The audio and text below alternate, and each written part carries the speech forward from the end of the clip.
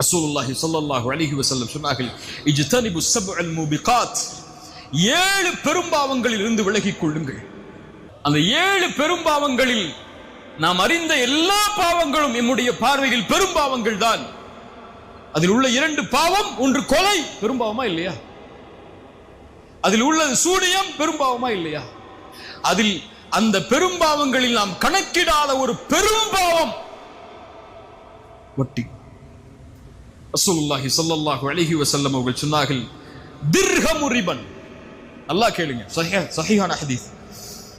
1 dirham அளவு வட்டி.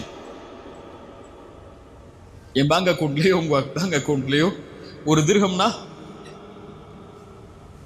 ஒரு 15 ரூபா 18 ரூபா வச்சுக்கிறீங்களா? ஒரு 20 ரூபா வச்சுக்கோங்களேன். 20 ரூபா உள்ள வட்டி இருந்தால் செய்தியை கேளுங்க.